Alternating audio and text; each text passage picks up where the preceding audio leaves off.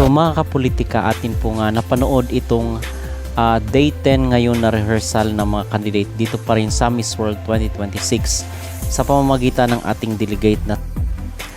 At gusto lang din po pala natin i-correct na ngayon po yung pang-10 araw nila day 10 dito sa kanilang labanan sa Vietnam.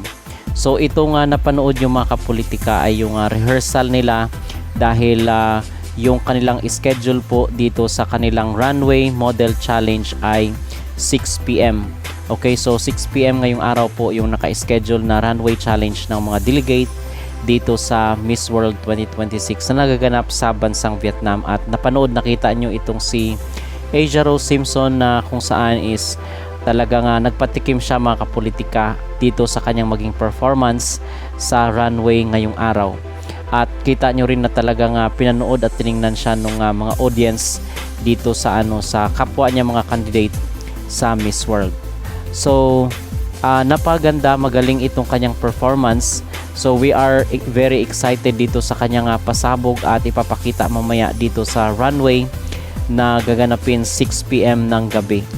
At oras po yan sa Pilipinas. At samantala nilabas na rin po pala ng Miss World ang format nila doon sa Grand Finals ng Miss World sa September 5. At gabi rin po pala yung kailangan finals. I think mga 7 or 8 PM rin gaganapin yung kanilang Grand Finals dito sa Vietnam. So we are hoping na sana is maganda yung weather mga kapolitika para hindi ma-delay at hindi naman mapuyat yung mga tao sa kakahintay dito sa finals ng Miss World. So dito is first cut is yung top 40 nila, which is yung tigsa 10 doon is i-divide sa 4 na continent. So 10 sa Africa, 10 sa America, 10 sa Asia at 10 din sa Europe. So kasama rin doon mga kapolitika sa kanilang top 40 ay yung Beauty with the Purpose winner, Multimedia winner, Head to Head winner, Top Model, People's Choice at yung remaining judges selection. So yun po yung sa top 40 nila. At dito naman po sa kailang top 20 is yung top 5 mga kapolitika dito is kukunin sa Beauty with the Purpose, Multimedia winner, Head to Head at yung Top Model. So dalawa sa Beauty with the Purpose at yung remaining is tigi-isa. So 5 yung kukunin dito sa kailang automatic qualifier o yung tinatawag na fast track.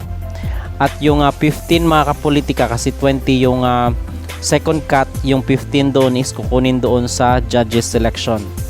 The judges select 15 additional contestants ensuring the final top 20 contains 5 contestants from each continental regions. So again 5 sa kanilang fast track at 15 doon sa selection committee ng mga judges. So top 40, top 20 and then yung top 12.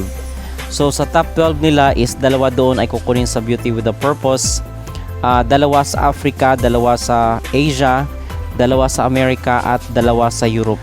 And then on top of that is dalawa rin po dito sa kanilang People's Choice selection through public voting.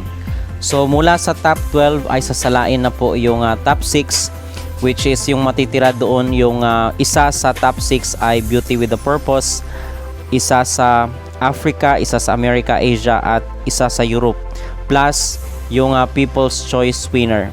So magmamatter dito mga kapolitika yung ating ipapasok na boto dito sa kay Asia Rose Simpson. Kung siya yung maging winner dito sa botohan ay papasok pa rin po siya sa top 6. Yun ay kung susuporta rin of course yung mga pageant supporters na mga Filipino dito sa kanyang laban sa Miss World 2026. So mula sa top 6 is doon na po sasalain yung kanilang winner, first runner-up at second runner-up. So parang iba yung format ngayon na ginamit ng Miss World dito sa kanilang edition sa 2026. So parang iba ito mga kapolitika kasi last year is 4 lang yung nakasali doon sa finals at yun ang magdidebate para kunin doon yung kanilang winner. And then sana is wag na lang nilang isali yung mga Continental Queens mga kapolitika kasi parang wala namang ganap, just like dito kay diba kay Krishna Gravides, parang wala naman siyang mga activities or hindi natin na-notice yung kanyang mga activities dito sa Miss World. So parang wala ring kwenta mga kapolitika itong kailang mga Continental Queens, parang ano lang ito, parang consolation prize kumbaga. Okay? So, dapat is yung ano lang, first runner-up at second runner-up. Mas okay na yun at tanggalin na lang yung mga tinatawag na Continental Queens dito sa Miss World at even dito sa Miss Universe kasi parang wala naman silang mga ganap.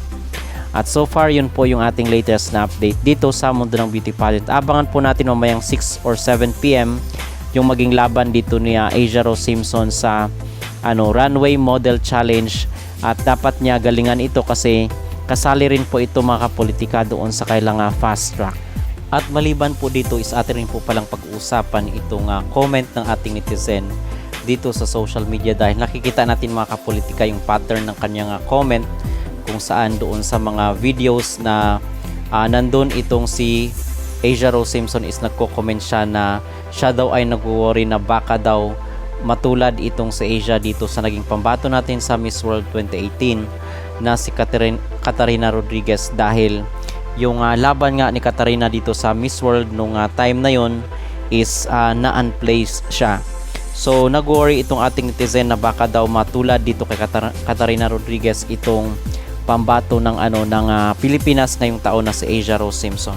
So ang sabi nitong ating netizen mga kapolitika na afraid daw siya na baka matulad kay Katarina Rodriguez itong si Asia Rose Simpson, sana daw ay hindi. So yung maging reaction ko dito at maging opinion mga kapolitika sa sinasabi ng isang netizen na baka daw matulad kay Katarina Rodriguez itong si Asia Rose, unang-una is alamin siguro muna natin yung dahilan at reason kung bakit na-unplace yung ating candidate nung time na yon. Dahil ayon dito sa ating research, na-unplace itong si Katarina Rodriguez dahil sa kanyang advocacy mga kapolitika. Hindi fit at violation daw doon sa rule ng Miss World dahil yung kanyang advocacy before is patungkol dito sa katahimikan o kapayapaan ng mga bata. So nagsalita siya doon patungkol sa kung ano ba yung gawin kasi meron daw nga conflict or sigalot doon sa Marawi that time. So bawal na bawal daw yun dito sa Miss World.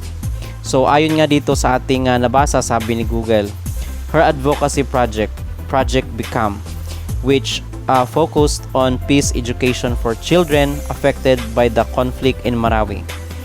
She was disqualified from the Beauty with a Purpose segment. The Miss World organization ruled that the project video violated specific official guidelines. Rodriguez publicly apologized to her team and fans, noting she was unfortunately unaware of the specific technical provision that caused the disqualification.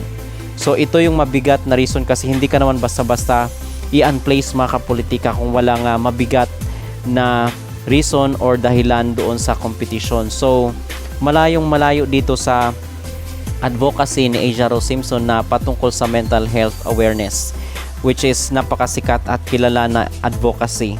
So hindi natin pwedeng ikumpara or ihalintulad ang laban ni Asia Rose kasi during this time is maganda ang ipinapakitang performance ni Asia Rose at patuloy natin na nagbibigay tayo ng mga payo at advice para sa kanya. Okay, so I believe na very unreasonable na sabihin na baka maatulad kay Katarina Rodriguez without knowing kung bakit talaga siya na-unplaced during her time.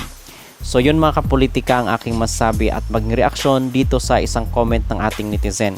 At kung kayo naman po ang tatanungin ano po ang inyong masasabi dito sa naging comment ng isang pageant supporter na baka daw matulad itong si Asia Rose dito sa ating candidate sa Miss World 2018 na si Katarina Rodriguez. Mag-comment down below at huwag kalimutang mag-like at mag-subscribe na rin kayo dito sa ating YouTube channel.